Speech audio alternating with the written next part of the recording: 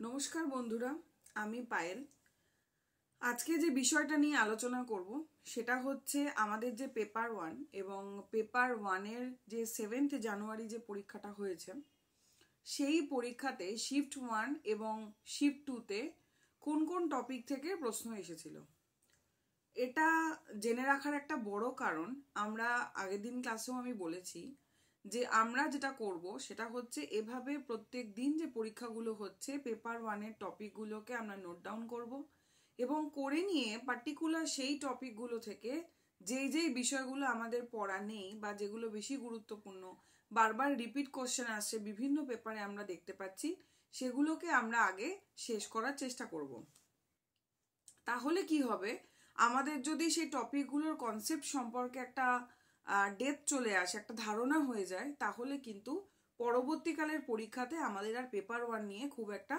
चिंता करार किछु होबे ना।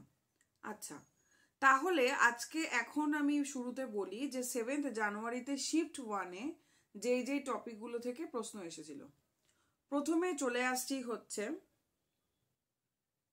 अच्छा प्रथमे जे टपिकटा होच्छे सेटा होच्छे टीचिंग टीचिंग थेके मैसिव ओपेन ऑनलाइन कोर्स अर्थात मक এই মক থেকে কিন্তু প্রশ্ন এসেছিল তারপরে পাচ্ছি হচ্ছে মেটা কগনিশন এবং মেটা কগনিশন এই কনসেপ্টের উপর কিন্তু প্রশ্ন আসতে দেখা গেছে নেক্সট হচ্ছে এফেক্টিভ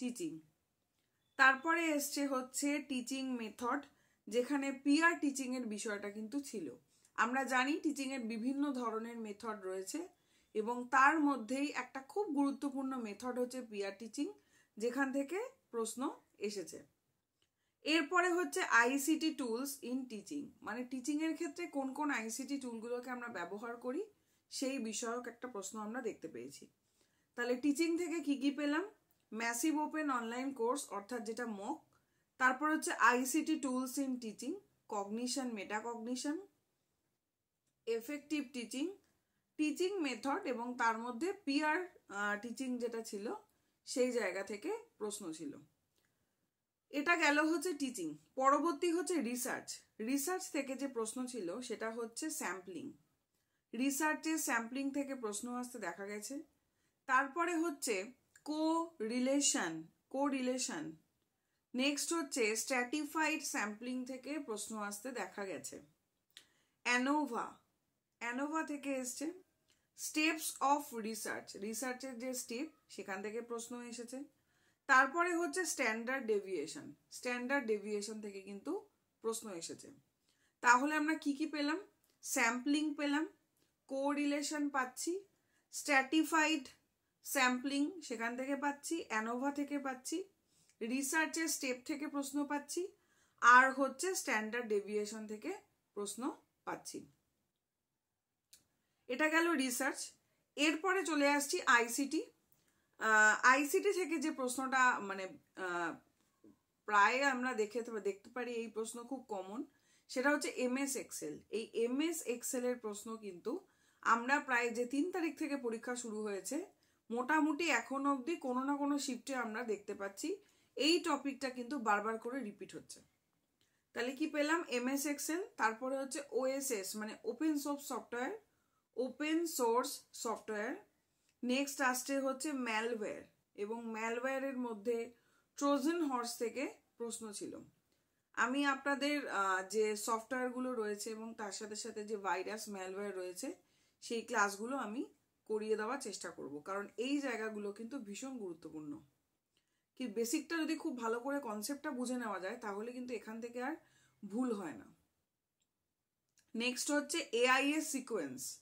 এআইএস সিকোয়েন্স তারপর হচ্ছে binary to other base next হচ্ছে ডিজিটাল প্ল্যাটফর্ম তাহলে এই জায়গাগুলো থেকে প্রশ্ন এসছে আমি আরেকবার রিপিট করছি আপনারা যারা নোট ডাউন করছেন তাদের সুবিধার্থে ডিজিটাল প্ল্যাটফর্ম আইসিটিতে digital platform AI sequence MS Excel OSS বলতে open source software malware Trojan horse মানে ম্যালওয়্যারের মধ্যে Trojan horse binary to other base binary থেকে অন্যান্য বেসে নিয়ে যেতে বলেছে সম্ভবত সেটা সিকোয়েন্স অনুযায়ী সাজাতে বলেছিল কোনটা বড় ছোট এরকম ভাবে আইসিটির পরে চলে আসছি হচ্ছে লজিক্যাল রিজনিং বা এলআরে চলে আসছি। শব্দ থেকে প্রশ্ন ছিল, শব্দ। তারপরে হচ্ছে proposition, fallacy, mood and figure. এই মুড অ্যান্ড ফিগার থেকে কিন্তু প্রশ্ন আমরা দেখছি। স্কোয়ার অফ অপোজিশন থেকেও প্রশ্ন কিন্তু এখানে দিয়েছে এবং আগেও আমরা দেখেছি। তাহলে কি পেলাম? Mood, figure. ন্যায় থেকে প্রশ্ন ছিল, অ্যাজাম্পশন দিয়েছিল, স্কোয়ার অফ অপোজিশন আর হচ্ছে কনোটেশন, ডিনোটেশন। তাহলে কি পেলাম? একটা হচ্ছে শব্দ, শব্দ, তারপরে হচ্ছে প্রপোজিশন, শব্দ, proposition, fallacy, mood and figure, ন্যায়, অ্যাজাম্পশন, স্কোয়ার অফ অপোজিশন আর হচ্ছে কনোটেশন, ডিনোটেশন। এগুলো আমরা পাচ্ছি হচ্ছে লজিক্যাল রিজনিং থেকে। এরপরে চলে আসি কমিউনিকেশন। কমিউনিকেশন চ্যাপ্টারটা ছোট এবং খুব পরিমাণে কমিউনিকেশন থেকে কিন্তু প্রশ্ন আসতে দেখি না, কিন্তু যেটাই আসে না কেন সেটাই হচ্ছে এখন আমরা কি দেখতে পাচ্ছি, মাস কমিউনিকেশন এবং মাস মিডিয়া। মাস কমিউনিকেশন এবং মাস মিডিয়া থেকে কিন্তু এবার প্রশ্ন এসেছে। এই টপিকটা কিন্তু খুব ভালো করে আপনারা পড়বেন, কারণ আমরা কিন্তু প্রত্যেকটা শিফটেই প্রায় রিপিট করতে দেখছি। নেক্সট চলে আসছি হচ্ছে, আচ্ছা যদি প্যাসেজ ডিআই বলি, প্যাসেজ সোজা ছিল আয়ুর্বেদ ওপর একটা প্যাসেজ ছিল, আর ডিআই যেটা ছিল সেটা হচ্ছে প্রফিট, এক্সপেন্ডিচার, ইনকাম, এরকম একটা ডিআই দেওয়া ছিল, যেখানে এ বি কোম্পানি এরকম দিয়ে করতে দেওয়া হয়েছিল। আচ্ছা, এরপরে চলে আসছি হচ্ছে ম্যাথ। ম্যাথে এসেছে নাম্বার সিকোয়েন্স, যেরকম আসে পরপর নাম্বার সাজানো থাকে, যেমন 3, 5, 7, 9, তারপর কি হবে এরকম একটা নাম্বার সিকোয়েন্স। কিউব রুটের অঙ্ক এসেছিল, cube root. Boat and stream, boat and স্ট্রিমের ম্যাথ এসেছিল, ডিস্টেন্স এসেছিল, ব্লাড রিলেশন। আচ্ছা, তারপরে age related question. Age related বলতে থাকে না, যেরকম পিতা পুত্রের অঙ্ক যেরকম আমরা করতাম, বাবার বয়স এত, ছেলের বয়স এত বছর আগে এত ছিল, তারপরে কত হলো, এই ধরনের অঙ্ক দেখা গেছে এবং ব্লাড রিলেশন দেখা গেছে। তাহলে নাম্বার সিস্টেম পাচ্ছি, cube root, boat and stream, distance, তারপরে হচ্ছে এজ রিলেটেড কোশ্চেন, আর হচ্ছে এই কটা নাম্বার সিকোয়েন্স। এই কটা প্রশ্ন আমরা মোটামুটি ম্যাথে দেখতে পেরেছি শিফট 1-এ। এরপরে চলে আসছি হচ্ছে হায়ার এডুকেশন। হায়ার এডুকেশন থেকে যে টপিকগুলো থেকে প্রশ্ন ছিল সেটা হচ্ছে অ্যানশিয়েন্ট ইন্ডিয়াতে যে স্কলাররা ছিল, ঠিক আছে, তাদের সেখান থেকে প্রশ্ন এসেছিল। ব্রহ্মগুপ্ত থেকে প্রশ্ন ছিল, বিষ্ণুগুপ্ত থেকে প্রশ্ন ছিল। স্কলারদের নাম মোটামুটি এই দুটো আমি জানতে পেরেছি, ব্রহ্মগুপ্তা, বিষ্ণুগুপ্তা, এখান থেকে প্রশ্ন ছিল। তারপরে হচ্ছে ইউজিসি চেয়ারম্যানের ক্রোনোলজি করতে বলা হয়েছিল। ইউজিসি সম্পর্কে একটা ক্লাস আমি করিয়েছি অলরেডি, সেখানে সম্ভবত আমি বলেছি ইউজিসি চেয়ারম্যানের ক্রোনোলজি ভীষণ ভীষণ ইম্পর্টেন্ট। প্রথমে কি ছিল, তারপর কে হয়েছে, এখন কে আছেন, এটা জানাটা খুব প্রয়োজন। নেক্সট আসছে কোঠারি কমিশন, কোঠারি কমিশন থেকে ছিল। তারপরে হচ্ছে এমওই, এমওই এর পুরনো নাম কি ছিল, এমএইচআরডি আমরা জানি, মিনিস্ট্রি অফ হিউম্যান যেটা রয়েছে সেটা এমএইচআরডি, ঠিক আছে। এমওই মিনিস্ট্রি অফ এডুকেশন হয়ে গেছে পরবর্তীকালে এটা। আচ্ছা, নেক্সট হচ্ছে তারপরে আমরা পাচ্ছি গিয়ে ইএনভিএস। ইএনভিএস এ হচ্ছে এসছে ওয়াটারের পিএইচ। এই পিএইচ থেকে প্রশ্ন আমরা এখন কিন্তু আসতে দেখছি। যারা পরবর্তী পরীক্ষা দেবেন, মানে পরবর্তী ডেটে 8, 9, মানে আজকে তো 8, 9, 10 এরকম যারা পরীক্ষা দেবেন তারা কিন্তু এটা ভালো করে শুনবেন, কারণ অনেক কোশ্চেন কিন্তু রিপিট করছে। সুতরাং যদি আপনাদের না দেখা হয়ে থাকে, যদি সময় থাকে, আমি বলবো টপিকটা একবার দেখে নেবেন। আচ্ছা, হাইড্রোথার্মাল এনার্জি লিখে নিন, হাইড্রোথার্মাল এনার্জি। তারপরে হচ্ছে ওয়াটারের পিএইচ। নেক্সট হচ্ছে hardness of water, hardness of water. তারপর হচ্ছে বিওডি, সিওডি, এই জায়গা থেকে কিন্তু প্রচুর প্রশ্ন আসছে, বিওডি, সিওডি, ইউট্রোফিকেশন, এই জায়গাগুলো থেকে। নেক্সট হচ্ছে গ্লোবাল ওয়ার্মিং, তারপর হচ্ছে green house gases. ISA, international solar alliance থেকে প্রশ্ন ছিল। তারপরে হচ্ছে স্মোক থেকে প্রশ্ন ছিল, লন্ডন স্মোক থেকে ছিল। এনএপিসিসি প্রশ্ন ছিল। তাহলে ইএনভিএস এ কি কি পাচ্ছি? হাইড্রোথার্মাল এনার্জি, ওয়াটারের pH, hardness of water, BOD এবং COD, global warming, green house gases, next হচ্ছে ISA international solar alliance, NAPCC, তারপরে হচ্ছে স্মোক থেকে প্রশ্ন ছিল, বিশেষ করে লন্ডন স্মোক। তাহলে এই গেল হচ্ছে ইএনভিএস। সুতরাং আমি পুরোটাই বললাম সবকটা ইউনিটের কি কি কোন কোন টপিক থেকে প্রশ্ন এসেছে। আচ্ছা, নেক্সট আমি চলে আসছি হচ্ছে 7th জানুয়ারি শিফট 2। শিফট 2-তে কোন জায়গাগুলো থেকে এসেছে যতটুকু আমি জানতে পেরেছি আমি সেটুকু বলছি। যদি আপনারা কেউ পরীক্ষা দিয়ে থাকেন অবশ্যই কমেন্টে জানাবেন যদি আরো কিছু টপিক থেকে এসে থাকে। টিচিং থেকে এসছে হচ্ছে টিচিং এলএমএস, মানে লার্নিং ম্যানেজমেন্ট যে রয়েছে সেগুলো টেবিল হিসাবে এসেছিল। কিন্তু এবার কিন্তু বেশিরভাগ আমরা প্রশ্ন দেখছি, টাইম টেকিং বলাটা ঠিক হবে কিনা জানি না, পড়া থাকলে হয়তো টাইম টেকিং হবে না, কিন্তু বেশিরভাগ প্রশ্নই কিন্তু আমরা দেখতে পাচ্ছি যে ম্যাচ করতে বলা হচ্ছে, match the following, table type দিয়ে দেওয়া হচ্ছে, এটা একটু খেয়াল রাখতে হবে। আচ্ছা, এলএমএস থেকে এসেছে, মাইন্ড ম্যাপিং থেকে এসেছে, তারপর হচ্ছে সোয়াম, মোক, মানে আবার ম্যাসিভ ওপেন অনলাইন কোর্স। দেখুন ফার্স্ট শিফটে পেলাম, আবার সেকেন্ড শিফটেও কিন্তু সেম পাচ্ছি। এমএসও, তারপর হচ্ছে lecture method, result of evaluation আর ক্লাসরুম অ্যাক্টিভিটি। তাহলে কি কি পেলাম? এলএমএস পেলাম, লার্নিং ম্যানেজমেন্ট যেটা, তারপরে হচ্ছে মাইন্ড ম্যাপিং কি, নেক্সট হচ্ছে সোয়াম, সোয়াম থেকে এক্সপেক্টেড, সোয়াম থেকে প্রশ্ন আসেই, মোক আসে, ম্যাসিভ ওপেন অনলাইন কোর্স মোক, এমএসও, নেক্সট হচ্ছে lecture method, result of evaluation আর হচ্ছে ক্লাসরুম অ্যাক্টিভিটি। এরপরে চলে আসছে রিসার্চ। রিসার্চ থেকে নিশ্চয়ই আরো প্রশ্ন দিয়েছে, আমি খুব বেশি জানতে পারিনি, আমি দুটো জানতে পেরেছি, একটা স্যাম্পলিং থেকে প্রশ্ন ছিল, আরেকটা হচ্ছে রিসার্চের প্রবাবিলিটি থেকে দুখানা প্রশ্ন ছিল যতদূর জানা গেছে। রিসার্চের প্রবাবিলিটি থেকে দুটো প্রশ্ন ছিল এবং স্যাম্পলিং থেকে প্রশ্ন ছিল। তারপরে চলে আসছি আইসিটি। আইসিটি থেকে দেখুন আবার কিন্তু ট্রোজেন হর্স থেকে প্রশ্ন এসেছে। আগেরটাতেও আমরা জানলাম কিন্তু যে সেম ম্যালওয়্যার থেকে প্রশ্ন এসেছে ট্রোজেন হর্স, এখানেও তাই ট্রোজেন হর্স। এইচটিপিএল এর ফুল ফর্ম লিখতে বলা হয়েছে, এইচটিপিএস এর ফুল ফর্ম। আচ্ছা, স্নিফিং কি, তারপর হচ্ছে আইসিটি ম্যালওয়্যার আর হচ্ছে গ্রিন হ্যাট হ্যাকার। ঠিক আছে, তাহলে কি কি পেলাম? ট্রোজেন হর্স, নেক্সট হচ্ছে green hat hacker, HTPL, ICT malware, HTPS, sniffing, এগুলো থেকে প্রশ্ন এসেছে। এরপরে চলে আসছি হচ্ছে ইএনভিএস।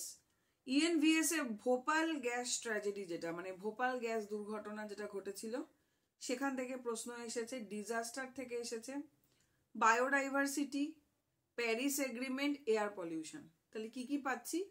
ভোপাল গ্যাস, নেক্সট হচ্ছে বায়োডাইভার্সিটি, ডিজাস্টার, প্যারিস এগ্রিমেন্ট এবং এয়ার পলিউশন। ম্যাথ কি কি পেলাম? ম্যাথ থেকে এসছে হচ্ছে মিসিং নাম্বার, সেম পরপর পরপর নাম্বার দেওয়া, মাঝখানে নেই, ওই মিসিং নাম্বারটা কি সেটা লিখতে হবে। অ্যালফাবেটিক্যালিও প্রশ্ন ছিল, সিরিয়ালি ভাবে। স্পিডের প্রশ্ন ছিল, স্পিড। নেক্সট হচ্ছে কোডিং ডিকোডিং এবং স্ট্রিম। আগেও আমরা পেয়েছি স্ট্রিম বোর্ড, এখানেও কিন্তু পেলাম। আমরা কিন্তু মোটামুটি ফার্স্ট শিফট সেকেন্ডের মধ্যে মিল পাচ্ছি, নাম্বার 1। নাম্বার 2 এটাও দেখছি যেটা আগের দিন দিয়েছে সেটা পরের দিন কিন্তু রিপিটও করছে। আচ্ছা, হায়ার এডুকেশন চলে আসি। হায়ার এডুকেশন হচ্ছে বুদ্ধিস্ট এডুকেশন, বৌদ্ধ শিক্ষা ব্যবস্থা থেকে প্রশ্ন ছিল, টেবিল হিসাবে দিয়েছিল। বৌদ্ধ শিক্ষা ব্যবস্থা যে ইউনিভার্সিটিগুলো রয়েছে সেগুলো। নেক্সট হচ্ছে ইউজিসির ফাংশন দেওয়া হয়েছিল, ন্যাক থেকে প্রশ্ন ছিল এবং বিভিন্ন ইনস্টিটিউশন থেকে প্রশ্ন ছিল। তাহলে কি বুদ্ধিস্ট ইউনিভার্সিটি টেবিল হিসাবে দেওয়া ছিল, ইউজিসির ফাংশন, ন্যাক এবং ইনস্টিটিউশন থেকে প্রশ্ন আসতে দেখা গেছে। এরপরে আমরা কিসে আসি? কমিউনিকেশনে চলে আসি। এখানে কিন্তু আমরা দেখতে পাচ্ছি কমিউনিকেশন থেকে অনেকগুলো প্রশ্ন এসছে। কিরকম?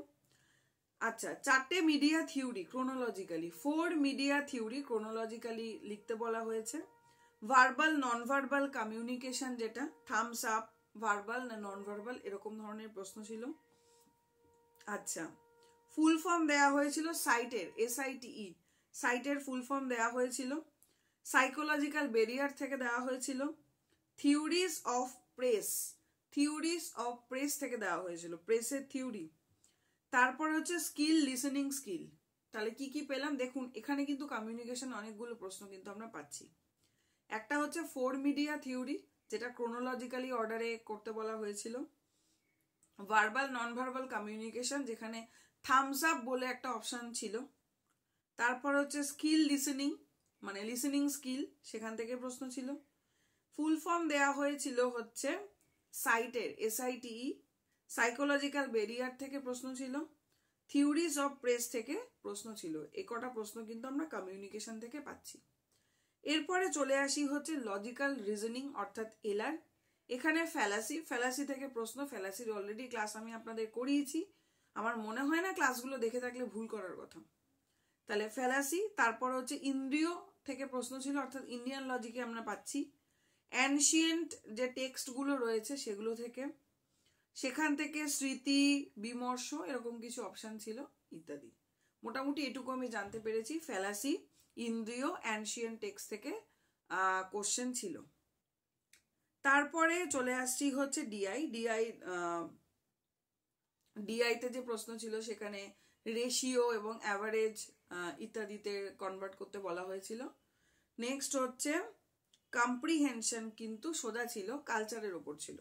মোটামুটি আমরা যেটা দেখছি যে কোশ্চেন যদি অ্যানালাইজ করি তাহলে আমরা দেখব ইজি টু মডারেট কোশ্চেন আসছে, খুব টাফ বলা যায় না। আগের দিনের ডিআইটা শুনেছিলাম একটু টাফ, কিন্তু আজকের প্রথম শিফট এবং সেকেন্ড শিফটে যেটা আমি দেখলাম বা যেটা শুনলাম সেটা হচ্ছে ডিআই কিন্তু খুব বেশি ক্যালকুলেটিভ, খুব বেশি টাফ নয়। যদি ডিআই প্র্যাকটিস করা থাকে তাহলে ইজিলি আপনারা করে আসতে পারবেন। অন্তত 3 থেকে 4টে উত্তর তো করে আসা যাবে। আচ্ছা, কারণ দেখুন অ্যাভারেজ, রেশিও, পার্সেন্টেজ এরকমই কনভার্ট করতে দেয় মোটামুটি ডিআই এর টেবিলটা যদি আমরা বুঝে যাই তাহলে কিন্তু অনেকটাই সোজা হয়ে যায়। আর কম্প্রিহেনশনও কিন্তু ইজি এসেছে, আগের দিনও শুনেছি ইজি এসেছে, 3 তারিখেও মোটামুটি সোজাই ছিল। আর 7 জানুয়ারি শিফট 2 এর যে কম্প্রিহেনশনটা সেটা কিন্তু একটা কালচারের ওপর দেওয়া ছিল, খুব বেশি বড় নয়, সোজাই। তাহলে এটাই হচ্ছে 7 জানুয়ারি শিফট 2 এর আলোচনা। শিফট 1, শিফট 2 আমি দুটো বললাম। এরপরে যত পরীক্ষা রয়েছে যেগুলো আমি জানতে পারবো অবশ্যই আপনাদেরকে জানাবো। অনুরোধ করব অবশ্যই আপনারা এটা নোট ডাউন করে লিখে রাখুন, এবং এর মধ্য থেকে প্রায় প্রত্যেকটা টপিক ধরে ধরে আপনারা নিজেরা পড়াশোনা শুরু করুন। যেই বই আপনাদের কাছে আছে সেখান থেকে পড়তে থাকুন, কারণ পেপার 1 কিন্তু খুব বেশি পরিবর্তন হওয়ার নেই, ঠিক আছে? এবং পেপার 1-এ যে নতুন টপিকগুলো অ্যাড হয়েছে, বিশেষ করে AI, ওয়েব 1.0, তারপরে হট মিডিয়া, কুল মিডিয়া, ম্যালওয়্যার, সফটওয়্যার, এই জায়গাগুলো কিন্তু বদলানোর নেই। তারপরে র্যাম, রম, ক্যাশে মেমোরি, রেজিস্টার, এগুলো খুব ইজি এবং খুব বেসিকটাও যেমন দেখবেন আমাদের সিলেবাসে রয়েছে, তেমনি একটু আপডেটেড ব্যাপারও রয়েছে। আমার মনে হয় না এই জায়গাগুলো খুব বেশি পরিবর্তন হবে। তাই আপনারা পেপার 1টা কিন্তু খুব ভালো করে পড়তে থাকুন, এবং এই জন্যই টপিকগুলো লিখে রাখুন, এটা বুঝতে যে আপনারা কোন কোন টপিকগুলো পড়বেন বা এনটিএ কোন পথে হাঁটছে, কোন কোন টপিক থেকে প্রশ্ন এরা করছে বা টেন্ডেন্সি রয়েছে ভবিষ্যতে করার। তা আমার কোশ্চেনগুলো খোঁজার উদ্দেশ্য, বলার উদ্দেশ্য এটাই, প্রথম কথা। দ্বিতীয় কথা, যারা বলছেন যে বাংলার যে পেপারটা হয়েছে সেটা নিয়ে আলোচনা করতে, আমি একটু কথা বলে দিই। সেটা হচ্ছে বাংলার পেপার নিয়ে আলোচনা করতে গেলে এটার যেমন যে টপিকগুলো আমি বলতে পারছি যে এই টপিক থেকে প্রশ্ন এসেছে, বাংলার যারা পরীক্ষা দিয়েছেন তাদেরকে নতুন করে আর বলার নেই কোন কোন টপিক থেকে এসেছে এবং কোন কোন টপিক থেকে এসেছে, এবং সেগুলো আমাকে, আমি যতটুকু আমি শুনেছি জেনেছি, সেখানে প্রত্যেকে তো আর সবটা বলতে পারিনি, মানে 100টা প্রশ্ন সবকটাই এখান থেকে এসেছে এভাবে বলা যায়নি। তবে ছোট গল্প হোক, নাটক হোক, যার যতটুকু মনে আছে ততটুকু থেকে জানা। কিন্তু বিষয়টা হলো টপিক বলে তো লাভ নেই যে এই টপিক থেকে এসেছে, কারণ সেটা যখন আমরা প্রশ্নপত্র পাবো হাতে, হয়তো আর 1-1.5 মাসের মধ্যেই পেয়ে যাব, আরো কম পেয়ে যাব, আশা করি খুব তাড়াতাড়ি রেজাল্টটা পেয়ে যাব পরীক্ষাটা শেষ হওয়ার পরে। তখন আমরা প্রশ্নটা দেখলেই বুঝতে পারবো কোন কোন টপিক থেকে এসেছে। এবার যতক্ষণ না আমরা টপিকগুলো দেখছি, কোশ্চেনগুলো দেখছি, কারোরই প্রশ্নগুলো মনে থাকার কথা নয়। মানে হুবহু প্রশ্ন মনে থাকার চান্সেস খুব কম, কারণ ডাইরেক্ট প্রশ্ন খুব বেশি ছিল না, বেশিরভাগই ম্যাথ দ্য ফলোয়িং ছিল, মানে শুদ্ধ গুলো লেখো এরকম ভাবে ছিল। তো সেই অর্থে একদম হুবহু বলা যে এটার উত্তর এটা হবে, এটার উত্তর এটা হবে, এই অ্যানালাইসিসটা করাটা খুব ডিফিকাল্ট আমার মনে হয়। কারণ যদি প্রশ্ন হাতের কাছে থাকে তাহলে অ্যানালাইজ করা যায়, কিন্তু প্রশ্ন যখন নিজের ব্রেনকে ভাবাতে হবে বা কারোর থেকে শুনতে হবে যে কি এসেছিল সেটাকে জানা, এবং সে সেটাকে পারফেক্ট বলতে পারছে কিনা সেটাও আমরা জানি না। সুতরাং সেই বেসিসে ওটাকে আলোচনা করাটা খুব কঠিন, মানে এটা আমার মনে হয়। অনেকেই বলছেন যে, আমি কমেন্টেও দেখলাম যে বাংলার টপিকটা নিয়ে আলোচনা করতে। বাংলার টপিকটা নিয়ে আলোচনা করাটা কোনো ফ্যাক্টর নয়, কিন্তু যদি প্রশ্নগুলো আপনারা আমাকে বলতে পারেন যে এই প্রশ্ন ছিল, এই অপশন ছিল, তাহলে কিন্তু আমি একটা চেষ্টা করতে পারি যে তার সঠিক উত্তর কি হতে পারে। কিন্তু যতক্ষণ না আমি সেই প্রশ্নটা জানতে পারছি ঠিকঠাকভাবে, ততক্ষণ উত্তরটা আমি কিভাবে বলবো, তাই না?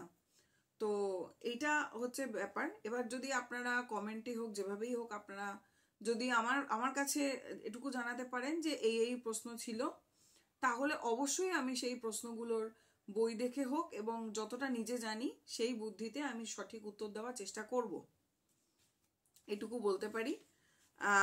আর হচ্ছে এবার আজ এ পর্যন্তই আলোচনা, কারণ আমি পেপার 1-এর আলোচনাটা করে দিয়েছি এবং আমি চেষ্টা করছি যে এখান থেকেই বেশ কিছু টপিক যেগুলো মোটামুটি ট্রেন্ড হচ্ছে, মোটামুটি আসছে, এখান থেকেই পেপার 1-এর যতটা হোক ক্লাস আমি করানোর চেষ্টা করব।